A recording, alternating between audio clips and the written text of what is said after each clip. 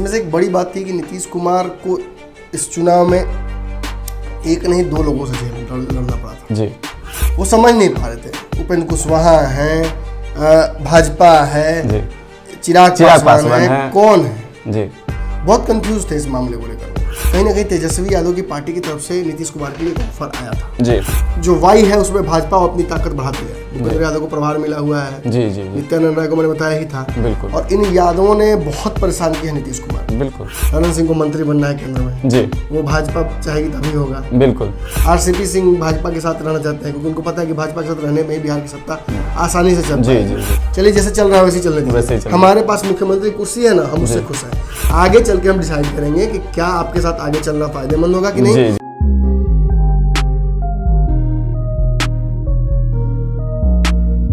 नमस्कार, आप भारत लाइव देख रहे हैं। भारत लाइव में आप अपना पसंदीदार शो पंचनामा देख रहे हैं। यह दोपहर का पंचनामा है। पंचनामा में जैसा कि आप सभी को पता है कि हम खबरों की चीरफाड़ करते हैं। आज फिर से स्टेचर पर एक खबर है। हमारे साथ बने हुए हैं डॉक्टर नमन मिश्रा जी, जो हमेशा से डॉक्टर की भूमिका में होते हैं, और कंपाउंडर राकेश कुमार। आज जो खबर है वह आपको बता दें कि लालू प्रसाद यादव को लेकर खबरें हैं। लगातार लालू प्रसाद यादव बिहार की राजनीति से अभी दूर बने हुए हैं, लेकिन उनकी मौजूदगी कहीं ना कहीं किसी ना किसी रूप में बिहार में होती है। लालू प्रसाद यादव की समीकरण सबसे बेस्ट मानी जाती है बिहार की राजनीति में। खासकर MY समीकरण उनका सबसे तगड़ा समीकरण है, और इसे तोड़ने की, इसे साधने की कई सारी राजनीतिक पार्टियां लगातार अलग अलग समयों पे करने की कोशिश की है, तोड़ने की कोशिश की है, लेकिन नहीं टूट पाई है। लेकिन अब जो खबरें सामने आ रही है, मैं जो अभी पंचनामा में आप तक लेकर आया हूं, इससे कहीं ना कहीं यह जाहिर होता है कि नीतीश कुमार और अमित शाह मिलकर इस समीकरण को तोड़ने की कोशिश कर रहे हैं। कैसे टूटेगी, और अगर टूटने वाली है तो इसे तोड़ने से बचने के लिए लालू प्रसाद यादव के पास क्या क्या हथकंडे अपनाने होंगे, मैं यह सभी चीजें आज नमन मिश्रा जी से जानना चाहूंगा। सर, क्या कुछ होने वाला है? देखिए, परसों एक मीटिंग जो हुई है, परसों और कल 2 दिन हुई है। इन 2 दिनों में जदयू के लोगों ने कुछ बातें बाहर लीक कर दी। जी जी। इसमें से एक बड़ी बात थी कि नीतीश कुमार को इस चुनाव में एक नहीं 2 लोगों से लड़ना पड़ा था। जी। एक तो उनका दुश्मन, जो कि डेफिनेटली तेजस्वी यादव, बिल्कुल बिल्कुल, क्योंकि तेजस्वी यादव उनके खिलाफ चुनाव लड़ रहे, मुख्य भूमिका में वही थे, वही CM का कैंडिडेट भी थे। जी जी। दूसरा जो चेहरा था वो था उस धोखेबाज का जो नीतीश कुमार को धोखा दे रहा था। जी। वो समझ नहीं पा रहे थे। उपेंद्र कुशवाहा हैं, भाजपा है, चिराग पासवान है, कौन है। जी। बहुत कंफ्यूज थे इस मामले को लेकर वो। जी। और वो कंफ्यूजन उन्होंने चुनाव बाद जाहिर किया कि मुझे समझ में नहीं आया कौन दोस्त था, कौन दुश्मन, कौन किसने धोखा दिया। जी। अब देखिए, आपने देखा कि जो भाजपा के साथ नीतीश कुमार की असहजता रही, जी, बहुत आसान नहीं है। अब जंगल से आप उठा कर लाइए किसी वाइल्ड घोड़े को, वाइल्ड हॉर्स, उसे लाकर घर में अपने खूंटे में बांध दीजिए, तो थोड़ी है कि वो आपके पीठ पे बैठने देगा। ट्रेनिंग देना पड़ेगा। बिल्कुल वही ट्रेनिंग भाजपा दे रही है नीतीश कुमार को। धीरे धीरे नीतीश कुमार की पार्टी को एहसास हो गया है कि इस 5 सालों में भाजपा के साथ ही चलने में और भाजपा की बात मानने में ही फायदा है। जी। अगर इसमें आप बहुत ज़्यादा उछल कूद करते हैं तो समीकरण गड़बड़ा जाएगा और आपको बाहर बैठना पड़ेगा। जी। अब ये भी बात समझ लीजिए कि एक ब्रीफली, एक छोटे से समय के लिए, अंतराल के लिए, कहीं ना कहीं तेजस्वी यादव की पार्टी की तरफ से नीतीश कुमार के लिए एक ऑफर आया था, जी, जिसे नीतीश कुमार ने रिजेक्ट कर दिया। और रिजेक्ट करना कैसे किया, क्योंकि रिजेक्ट करते ही उन्होंने RCP सिंह को कमान दे दी अपनी पार्टी की। जी। तो ये तय हो गया कि वो महागठबंधन का हिस्सा नहीं बनेंगे। जी। और वो भाजपा के साथ ही फिलहाल रहेंगे, जी, जब तक कि दोनों की तरफ से बातें बराबरी की ना हो। और इस कड़ी में उन्होंने आगे चल के कल कुशवाहा को भी जिम्मेवारी दे दी। जी। अब समझ लीजिए आप, लौकुश के इस समीकरण को अगर आप समझ नहीं पाए तो मैं समझाने का प्रयास करता हूँ। जी।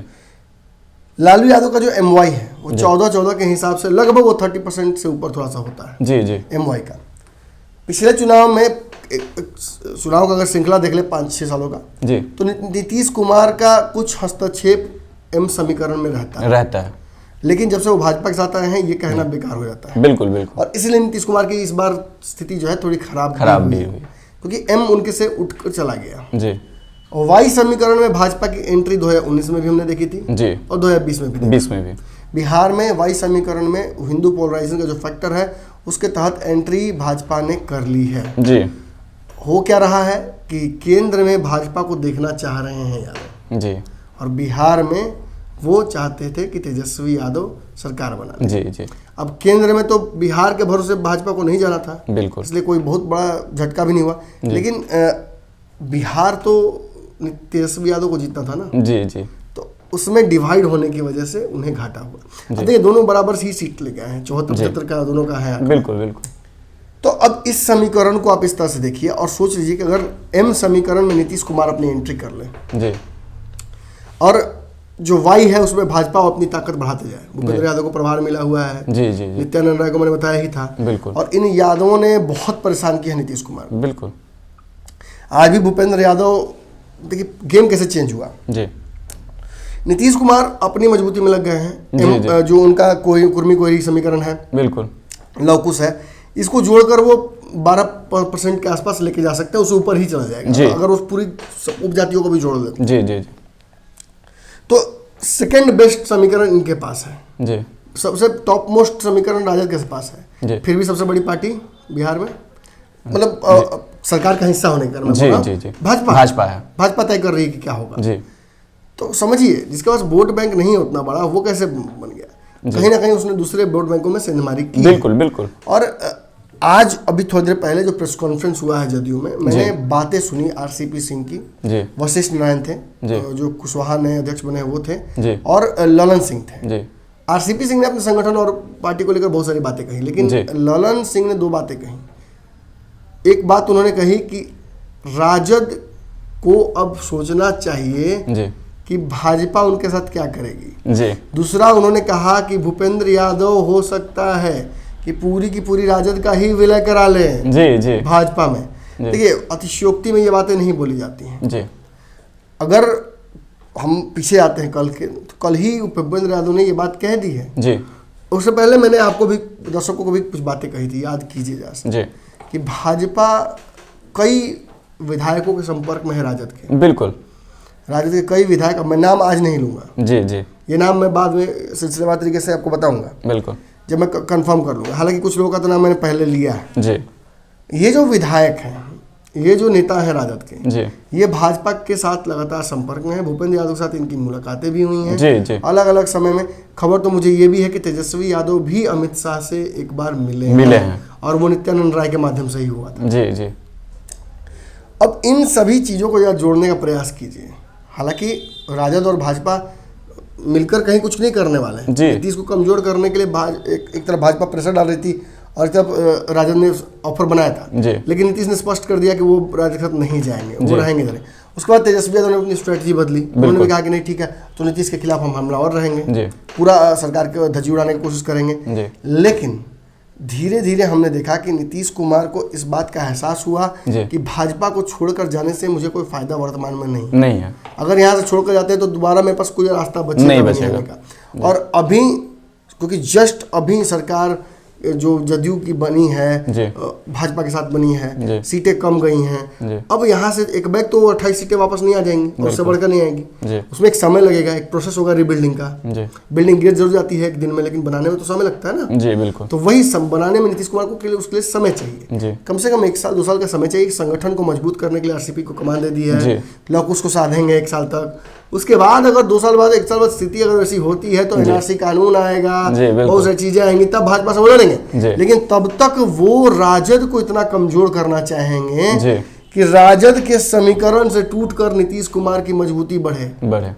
और उसके लिए भी वो अकेले नहीं वहां लड़ सकते, उसके लिए भी उन्हें भाजपा का साथ चाहिए। और आज जिस तरह से ललन सिंह ने ये बात स्पष्ट कर दी, देखिए ललन, आरसीपी, ये लोग, ललन सिंह को मंत्री बनना है केंद्र में, वो भाजपा चाहेगी तभी होगा। बिल्कुल।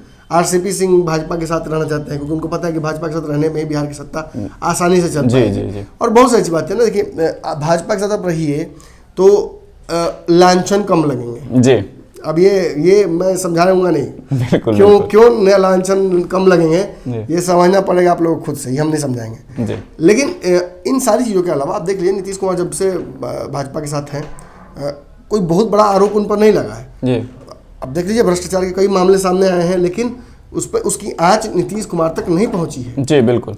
वही देख लिए कई राज्यों में जहाँ भाजपा और अलग हो गई है, वहाँ कैसे सीबीआई जो सरकारें हैं उस पर हमला करती है, कैसे जांच होने लगती है सीबीआई की, इनकम टैक्स का रेड पड़ना शुरू रहता है, ये सारी चीज़ें होती हैं। और एक और बात है कि 2017 में नीतीश कुमार के पास कोई नेचुरल कारण नहीं था भाजपा के साथ आने का, कोई ऐसी बहुत बेचैनी भी नहीं दिख रही थी। आज वो ज़्यादा बेचैन है भाजपा के साथ रहकर, इससे कम बेचैन थे वो, लेकिन फिर भी उन्होंने चुन लिया कि नहीं भाजपा के साथ जाएंगे। और आज जब वो बहुत ज़्यादा बेचैन तभी वो भाजपा के साथ रहना चाहते हैं, मतलब समझ लिए कि नीतीश कुमार को लग रहा है कि अभी भाजपा के साथ रहने में ही फायदा है, और वो इस जोड़ घटाव को अच्छे से समझ रहे हैं। लेकिन हाँ, एक बात मैं बता दूं आपको कि कल भूपेंद्र यादव का बोलना राजद के खिलाफ, आज उस बात को रिपीट करना ललन सिंह का, और ये धमकाना, ये इशारा करना, पहले उनसे निपट लीजिए ना आप, वो तो आपको छोड़ेंगे ही नहीं। ये क्या इशारा है? ये इशारा है कि कहीं ना कहीं दोनों में घनिष्ठता बढ़ी है। कहाँ बढ़ी है? जब नीतीश कुमार ने आरसीपी सिंह को कमान दी, तो आरसीपी सिंह से मिलने भूपेंद्र यादव चले आए 60 दिन बाद। बिल्कुल। बीच में नीतीश कुमार कई जगहों पे खोजे, जब विधानसभा की कमेटियां बनानी थी उसके लिए खोजा, भाजपा को नहीं मिले। विस्तार करना था मंत्रिमंडल का, उसके लिए भूपेंद्र यादव से मुलाकात हुई। जब उन्हें लगा कि एमएलसी की सीटों पर डिस्कशन कर लें, कोई मुलाकात नहीं हुई। यानी सरकार चलाने और सरकार के कायमों के लिए भाजपा से संवाद नहीं हो रहा था। लेकिन आरसीपी जैसे बातचीत उनसे भी हो गई, आरसीपी से भी, और सामने मुख्यमंत्री से भी मुलाकात हुई। बिल्कुल, मतलब स्पष्ट है। अब यहाँ यही चीजें, 2-3 चीजें हमें देखनी होगी। मंत्रिमंडल का विस्तार कैसे होता है, हालांकि इसको लेकर भी स्पष्ट आरसीपी सिंह ने कह दिया। समझने की बात है, मैं तो कहूंगा कि आप जरा वो वीडियो हो सकता है दिखा दीजिए यहाँ भी, और ललन सिंह वाला वीडियो दिखा दीजिए ललन सिंह की जगह पर, और यहाँ दिखा दीजिए आरसीपी सिंह का वीडियो, जिसमें वो साफ तौर पे कह रहे हैं कि मंत्रिमंडल का जो पहला बना था मंत्रिमंडल जो 1 महीने पहले, वो और अब जो विस्तार होगा उसका रेशियो लगभग सेम रहेगा। विस्तार हो जाएगा, इसकी चिंता आप से क्या लेने देना, हमको अपनी पार्टी जो हमारी मजबूत है इसको और मजबूत है। मतलब आरसीपी 50-50 नहीं कर रहे हैं, आरसीपी नेगोशिएट कर रहे हैं भाजपा के साथ कि चलिए आप ही की बात रहेगी, चलिए जैसे चल रहा है वैसे चलने दीजिए, हमारे पास मुख्यमंत्री कुर्सी है ना, हम उससे खुश हैं, आगे चल के हम डिसाइड करेंगे कि क्या आपके साथ आगे चलना फायदेमंद होगा कि नहीं। बेबी स्टेप्स, 2 अनजान जोड़ों की जब अरेंज मैरिज की जाती है तो धीरे धीरे ही सामंजस्य बैठता है। बिल्कुल। अभी फिलहाल जो भाजपा और जदयू है ये अनजान नहीं है, लेकिन अनजान क्यों हो जा रही है? क्योंकि रोल बदल गए हैं। पहले भाजपा छोटा भाई थी और नीतीश बड़े भाई थे, अब नीतीश छोटे भाई हो गए और भाजपा बड़ी भाई होगी। तो ये न्यू अरेंजमेंट है ना, इसके लिए थोड़ा सा सहनशीलता दोनों तरफ से आवश्यकता पड़ेगी, और धीरे धीरे ही ये चीजें होंगी। अच्छे से समझ रहे हैं, आरसीपी सिंह बहुत मुझे लगता है सबसे परिपक्व अभी इस एनडीए गठबंधन में कोई अगर दिख रहा है मुझे, जो समझ रहा है सारे समीकरणों को बिहार की, तो वो आरसीपी सिंह दिख रहा है। वैसे कई नेता हैं, अशोक चौधरी से लेकर संजय झा और ललन सिंह, ये सारे लोगों को मैं देख रहा हूं, तो मुझे कहीं ना कहीं परिपक्व दिख रही है फिलहाल के मौजूदा स्थिति में। नीतीश कुमार के एंगर को चैनलाइज नहीं कर पा रहे हैं लोग, पार्टी के कार्यकर्ताओं के गुस्से को लोग चैनलाइज नहीं कर पा रहे हैं, असंतोष जो है उसको चैनलाइज नहीं कर पा रहे हैं। केवल और केवल वही बातें हो रही हैं, वही दबे जुबान में ही। आपको विद्रोह करना तो खुलेआम करना पड़ेगा, आपको कुछ चाहिए तो उसके लिए आपको खूंटा ठोकना होगा। जी बिल्कुल। लेकिन ये बातें करने की स्थिति में जदयू नहीं है भाजपा के सामने, तो ऐसी स्थिति में भाजपा के एजेंडे पर ही चलना होगा। और अगर मैं बता रहा हूं आपको कि कोई 2 दुश्मन हो आपके, और एक थोड़ा कम दुश्मन हो, एक ज्यादा दुश्मन हो, तो आप पहले दोनों में से एक को तो खत्म करना चाहिएगा। बिल्कुल बिल्कुल। एक की ताकत तो सीज करना चाहिएगा। दोनों में से आपने इसको प्रयास किया, सबसे मजबूत वाले को नहीं हुआ, तो कमजोर वाले को खत्म कीजिए। दोनों ही दुश्मन है, और नीतीश कुमार के लिए कहीं ना कहीं ये एक अच्छा अवसर हो गया है। डिसीजन तो वो डेफिनेटली लेंगे। बिल्कुल। 2 साल 1.5 साल चलाना मुश्किल हो जाएगा सरकार, जिस तरह से भाजपा कर रही है। लेकिन मौजूदा स्थिति में आरसीपी सिंह को जिस तरह से उन्होंने कमान दी, अपने दिल पर पत्थर रखकर ही, भले छोड़ना नहीं चाहते होंगे पद, लेकिन एक कुर्बानी से नीतीश कुमार ने कुछ सामंजस्य बैठा लिया है। और इसका घाटा राजद को होगा। बिल्कुल बिल्कुल। देखिए, राजद सत्ता से तो बाहर रहेगी ही, लेकिन राजद के लोगों में असंतोष है, उस असंतोष का फायदा उठाना चाहेंगे, और वो उठाना थोड़ा आसान भी होगा। कुछ विधायकों का तो मुझे लगभग पता है कि वो इस तरफ भी इशारा कर रहे थे कि भाजपा के साथ ही क्यों ना हम लोग हो जाएं, लेकिन अपनी अपनी आइडियोलॉजी है, हो सकता है लालू यादव नहीं इसके लिए तैयार हो, या तेजस्वी यादव हीने तैयार हो। जी जी, ये बातें भी खुलकर निकलेंगी आगे चल के सामने। जी, जी, ये 5 साल सरकार बहुत 5 तरह का नौटंकी दिखाएगी अभी जी जी, आने वाले समय में। लेकिन हाँ, ये वर्तमान स्थिति में ये सेफली कहा जा सकता है कि तेजस्वी यादव और लालू यादव का फैक्टर जो है MY, उसको खिसकाने में, उसको तोड़ने में, उसे लड़खड़ाने में, जो उनके विधायक जो जीत कर रहे हैं 75, उनको तोड़ने में लगातार नजर रहेगी जदयू की। और भाजपा तो धमका ही चुकी है। भाजपा, देखिए भाजपा ने कुछ क्यों, भूपेंद्र यादव ने किस कैपेसिटी में ये बात कही है, क्यों बोला है ये बात, ये भी जानना बहुत महत्वपूर्ण है। आने वाले समय में धीरे धीरे देखिएगा ये सारे पत्ते खुलेंगे। हालांकि राजन ने तो बहुत मुश्किल, बहुत बड़ा कल खड़ा कर दिया था सवाल कि नहीं हम तो जदयू को तोड़ देंगे, भाजपा की क्या हैसियत है, बिहार में तो पता चल जाएगा। ये सारी बातें हुई हैं, लेकिन जदयू और भाजपा एक ही तरफ इशारा कर रही है। तो तेजस्वी यादव को थोड़ा सा मैं कहूंगा संभलना पड़ेगा, सचेत होना पड़ेगा। तो आने वाले समय में क्या होने वाला है वो तो हम बाद में देखेंगे, लेकिन अभी जितने भी सारी चीजें सामने देखने को मिल रही है उससे साफ पता चल रहा है कि लालू प्रसाद यादव की सबसे मजबूत समीकरण जो MY समीकरण है उसे कैसे तोड़ सकती है नीतीश कुमार, और भाजपा कैसे तोड़ेगी। तो आगे जो भी होगा हम आप तक पहुंचाएंगे, लेकिन फिलहाल के लिए इतना ही इस पंचनामा में। और अन्य बड़ी खबरों के लिए लगातार आप देखते रहें भारत लाइव। यहाँ खबरों का सिलसिला लगातार जारी रहता है। और हमारा वीडियो आपने देख लिया है तो इसे लाइक करें, सब्सक्राइब करें और कमेंट भी करें। साथ ही UPI नंबर चल रहा है, सहयोग भी कर सकते हैं। धन्यवाद। अगर ये वीडियो पसंद आई और वह बिहार के राजनीति और बिहारियत से सरोकार रखेनी तो सब्सक्राइब बटन दबा के चैनल के सब्सक्राइब कर ली। ओजे एगो घंटी बा, ओकरा बटन दबा देला से कुल सटीक और मारक खबर रुआ मुफ्त में मिल जाई। अगर रुआ पत्रकारिता के हमनी के नया प्रयोग में सहयोग कर चाहतानी तो ज्वाइन बटन दबा दी।